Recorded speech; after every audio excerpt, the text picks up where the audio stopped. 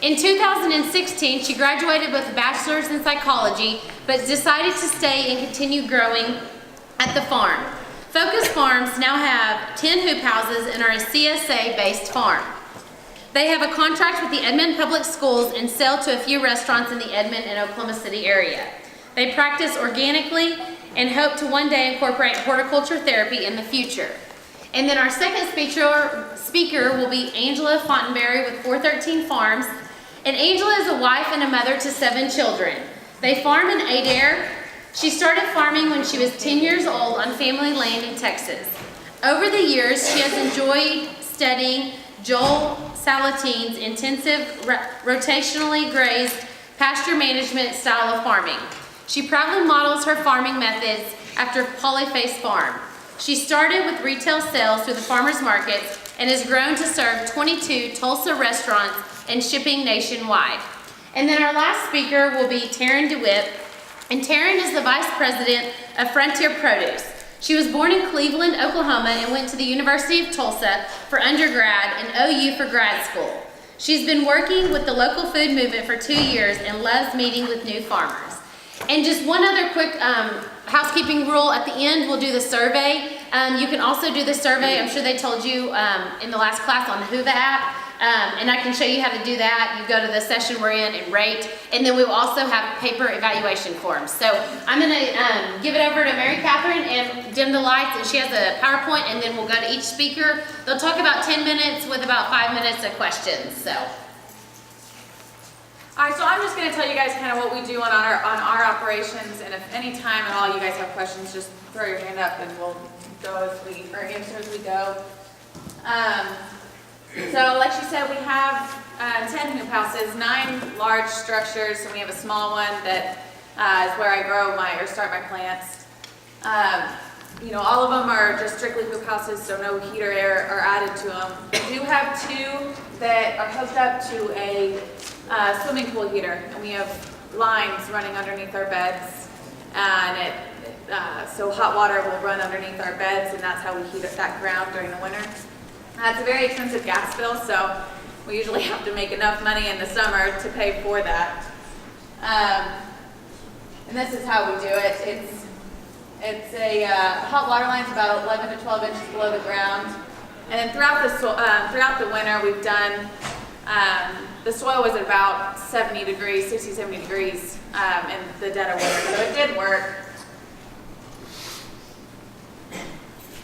This is another huge thing for us, so for you to be able to even grow in our winter times, you've got to do several different things just to keep your produce level high. So normally, you know, the row covers or frost blankets, whichever one they are different. Row covers are a little lighter, frost blankets are heavier. But this is why we can go later in the winter or earlier in the spring. So I still have lettuce in one of my houses that have been covered up all winter, and it's still been doing fantastic. So, you know, sometimes it'll get a little frostbite on the top of the leaves, but all in all, it's worth investing in these guys so you can have lettuce in December, January, February. So we always like to show this picture. This is huge for us as to why we have 9 hoop houses. These carrots were planted at the same time, harvested I think a day apart. But one was outside, one was in the hoop house, and this is it's prime example of why we mainly do hoop house growing. So like I said, we can grow earlier or plant earlier. So our tomatoes, in 2017 we planted March 2nd. Last year we planted March 3rd or 4th. So that's our usual target date for tomatoes, which is way earlier than what you're allowed to do if you're doing it outside. So on this year, we didn't have a shade cloth on it, and everything was buttoned up on it. I did this last year. I decided to do something different. I kept my shade cloths on all through the winter. And that's just because it's just me and a part-time girl out at the farm. So taking those on and off and storing them and rolling them back out, it takes a lot of work, and they're a little heavy. So when you're the only person that is putting them on and off, it's more of a chore. So I kept them on, and it honestly didn't do anything that was noticeable. It doesn't cool your house, it just keeps that heat off. So even in December, I mean, we had one house that got up to 127 on a sunny day in December. So again, if you have something planted in there, you're still worried about that sun and those clear, warm days. Oh, I'm getting ahead of myself. So these are, we have a shade cloth on every single one of our houses except for one, which I'll need to buy this year. But they do lower the temp about 10 to 15 degrees, which is huge for the summer and huge for tomatoes in the middle of August. Which they're probably still not blooming in the middle of August, but at least they'll keep them alive to where they can start blooming again in the fall. These are just some pictures of what we have. We do have raised beds in our houses, or in 6 out of our 9. My dad found this person that was doing garage door window cutouts, and that's what we have as our borders in our houses. There's several benefits of the raised beds. It helps keep the soil temperature a little warmer than at ground level. It keeps it nice and tidy. You can water exactly where your plants are, as well as, and that's mostly because of drip. But it helps keep everything together, and you have a specific growing area, and you're not walking on your beds. So we have, those are our tomatoes. That's kind of beginning of the season. They'll go all the way to the ceiling. We tie them differently now. We used to use just stake and weave, which I don't remember if I have a slide about it, so sorry if I repeat myself, but we used to do stake and weave with T-posts, and now we found a way to get the string from the ceiling and dangle it down, tie it to the base of your tomato, and then you'll just trellis it up. So it helps to keep it kind of more of a cage environment instead of all squished together, and it has been the best for our tomatoes. It takes a little bit more time to tie them as well as take them out at the end of the season, but it is worth it. You get more of a yield, and in my mind, I feel like I've seen a difference. We grow 30 different vegetables, and that is because we are CSA, which I'll talk about more in a little bit, but variety is key. This is that small house that I mentioned earlier. So we have, this film on this small house is called Solar Wrap. It is a 16 mil kind of bubble wrap film. It helps with light diffusion and heat retention and all that. It is fantastic. So we also, if you can see on the picture to the right, we have a house inside it. We had my father and brother manufacture and sell greenhouses for another business. So we kind of had these extra structures, and we just figured we'd play with it. And so now that thermometer in that small house inside did break because it got up to like 160 or something. But so it does help with heat. So you do need to have a shade cloth even on that as well. But it is, that's how I've been starting my seeds. And this year was even earlier. I planted January 1st this year, and haven't had any issues. You have heating mats, and all I have are 2 little small portable heaters in that, one in the outside house, one in the inside.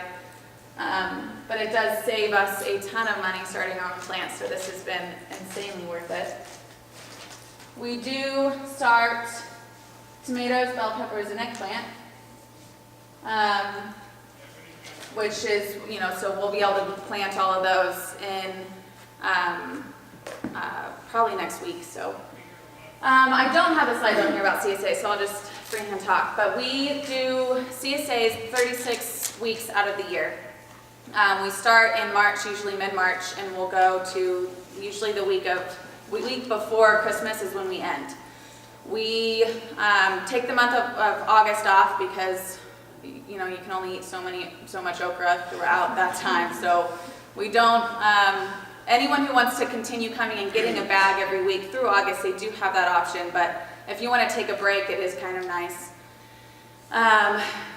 The way we have it set up is, and why it's so important for us as a small farm, is we are, it's definite money that's coming to us to the farm. You sign up for the season of spring, fall, or all season. You sign up for a half share or a full share. So a half share, how we do it is it'll feed a family about 1 to 2 people, or 2 to 3 people, excuse me. And then a full share, a family of a 4 to 6. Because it's hard for us to say you're getting X amount of pounds of produce a week, because in spring you're getting more greens, and then in fall you're getting more heavy crops. So we don't do poundage, we just do what it'll feed you for that week. It is a weekly pickup. They come to the farm and pick up their bags on their assigned day throughout the week, so it's fantastic for me that I don't have to go and deliver, because it is just me and another person. So this is the best way for a one-man band kind of farm. And it is kind of nice not just growing 1 or 2 crops. So you get that variety. And yes, ma'am? What does CSA stand for? Community Supported Agriculture. And that is kind of, we're almost out of time, so if anyone has any questions, I'd be happy to answer them now. How many customers do you have? This year we have about 30, and there usually is a drop-off, at the end of the year. It's because it's a big commitment, and it is a lot of produce. But hopefully I can get to the point where I have 75 and it's my only income, because it is so easy for me just to pick, put it in the bag, and they come and get it. Yes. How many do you do an entire year? I mean, do they pay weekly, or do you do it by the season? We do it by the season, but we usually have a 3-payment plan throughout the year or the season. And whoever can pay all up front is nice, but weekly it gets really hard for me to keep track of who's paid weekly and who hasn't, and then it just gets difficult. So it's at the very least 3 payments throughout the season. Yes. I've always been really inspired by the selling you've done to schools too. Is that just, yeah. speaking beyond market, I was just curious if that's something you guys are still doing. Yeah, absolutely. So we do also have a contract with the Edmond Public Schools. So we only do carrots as of right now, and we're trying to kind of dive deeper into more crops for them. And it is kind of difficult, especially with their budget and everything, but we do have carrots. And they'll take, when my dad first signed up with them, they said, we'll take 2,500 pounds of carrots a week. And my dad was like, sure, got it. And then we realized how much 2,500 pounds of carrots is.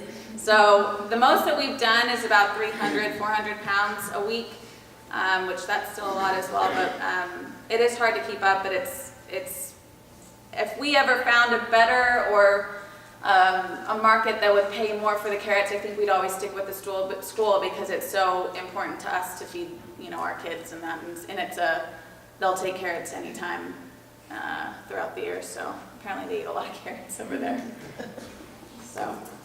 On your bags that you fill, is Yes. it so many different items, or how do you, is it just whatever you get into that week? Yeah, so you can ask to keep things out, but you cannot pick what you put into the bag, because again, that gets really hard too. So whatever we're growing and whatever's ready to be harvested goes into that bag.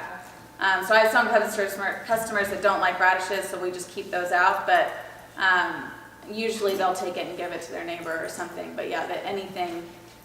So mostly they get I would say average 15 different vegetables in their bag per week. Thank you. Yeah. Okay. I think we're good. And we will have time at the end if anybody, I think, for a few questions after the speakers, if you think of anything at the end to ask. If you're raising meat, will you raise your hand? Or are you like 30? I know, for the Lone Rangers out there.